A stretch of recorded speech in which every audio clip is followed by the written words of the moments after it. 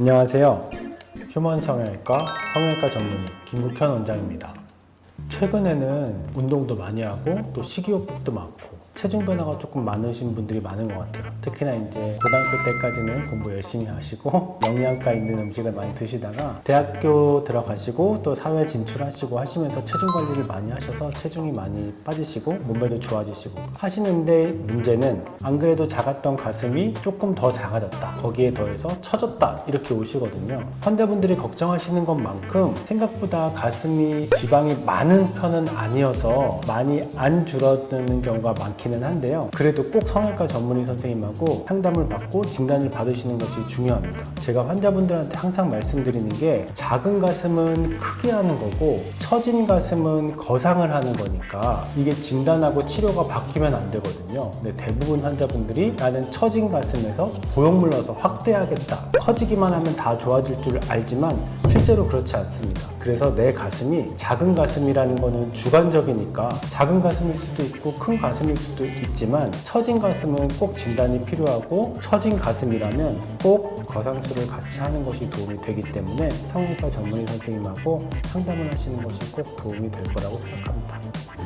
환자분들도 지금 막 상담을 오셔서 걱정하시는 게 있는 것 같아요. 지금 수술하면 7월, 8월에 비키니를 입을 수 있나요? 수영복을 입을 수 있나요? 얇은 옷을 입을 수 있나요? 하시는 건데요. 실은 최근에는 뭐 수술 방법이 많이 발전했다 이렇기보다는 조금 덜 침습적이고 조금 더 안전한 방법으로 수술을 하기 때문에 수술한 다음에 한두 달만 있어도 많이 자연스러워지는 것은 맞거든요. 하지만 수술하고 나서 흉터 관리나 아니면 가슴이 자연스러워지거나 모양이 완전히 자리 잡히는 거는 그래도 한 2달에서 3달 정도는 필요하기 때문에 그 정도의 여유는 두고 수술을 하시는 것이 바람직하다고 할 수 있겠습니다. 가슴 성형할 때 우리가 이제 환자분들이 상담하실 때도, 아니면 저희가 사이즈를 맞추고 디자인하는 날에도 저 원장님 생리가 조금 가까이 와서 가슴이 커진 상태예요, 아니면 가슴이 좀 작아진 상태예요, 이런 거 많이 물어보시거든요. 실은 그게 아주 많은 변화가 있는 거는 아니기 때문에 꼭 내가 원하는 사이즈를 피팅해보고 수술하신다면 수술 후의 크기는 크게 걱정을 안 하셔도 될 것 같습니다.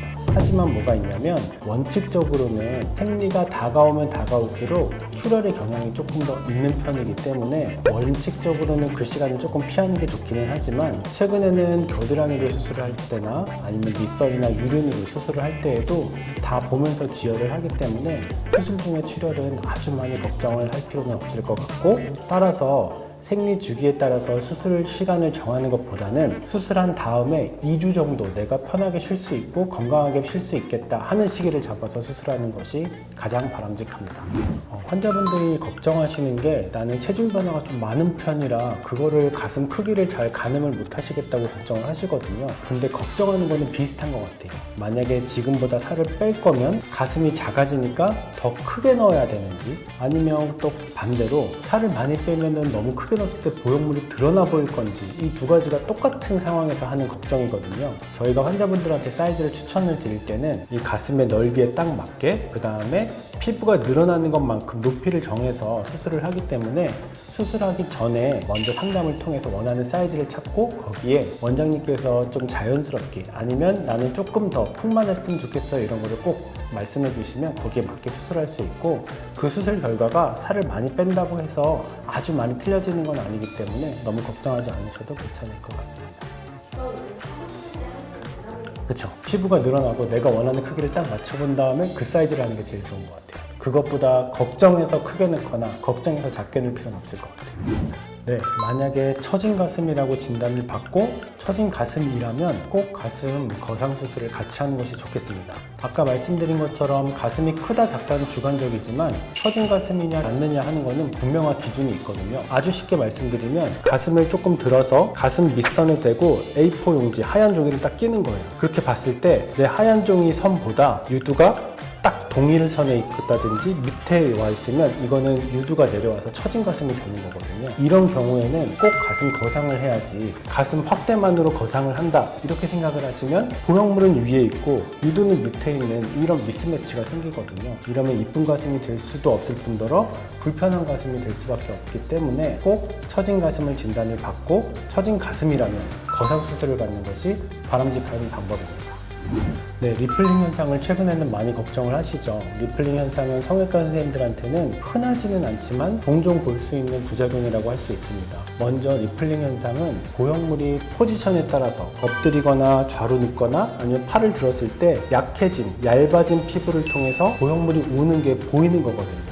그러면 첫 번째로 리플링을 예방할 수 있는 방법이 있는데요. 리플링이 적은 보형물을 선택하는 게 좋겠죠. 최근에는 형태 안정성, 충전율 이런 여러 가지 표현을 쓰는데 보형물이 조금 덜 우는 보형물을 쓰는 게 훨씬 더 유리합니다. 두 번째는 너무 날씬하고 지방이 없는 사람이 비쳐 보일 수 있겠죠. 그래서 너무 날씬한 사람들은 너무 과도한 크기를 넣지 않는 것이 중요하겠고요. 내 가슴이 있더라도 아니면 흔히 요즘에 많이 아시는 것처럼 근육보다 보형물을 밑에 넣더라도 바깥쪽 아래쪽은 리플링에 취약한 보입니다. 아무것도 덮어주는 게 없거든요. 그래서 과도한 크기의 보형물은 여러 가지로 좋지 않을 수 있기 때문에 사이즈를 잘 정하고 너무 크게 넣지 않는 것이 중요하다고 생각합니다.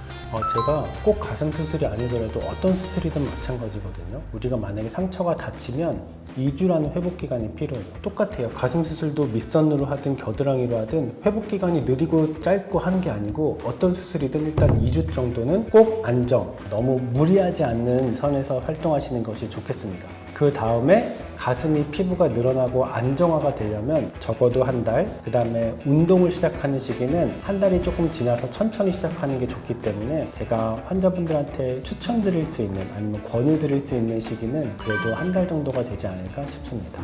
실은 코나 눈같이 얼굴뼈의 형태가 변하는 시기는 어느 정도 정해져 있거든요. 가슴도 마찬가지기는 해요. 그래서 우리가 초경을 시작한 지 5년이 지났다라고 생각한다면 실은 어느 정도 키도 많이 성장을 멈춘 상태고 가슴 크기도 어느 정도 정해져 있기 때문에 수술을 하는 것이 좋긴 하겠는데요. 저희가 환자분들한테 그래도 성인 나이가 돼서는 수술했으면 좋겠다라고 말씀드리고 만 20세 정도가 지나서 그 시점에 내가 초경을 시작한 지 5년이 지났다라고 생각하신다면 수술은 크게 무리 없이 시작할 수 있겠습니다.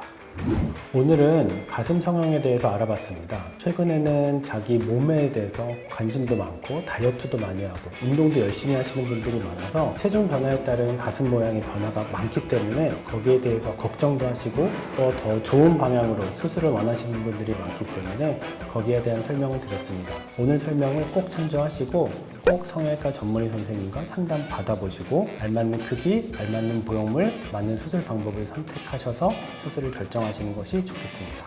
지금까지 휴먼 성형외과 성형외과 전문의 김국현 원장이었습니다. 감사합니다.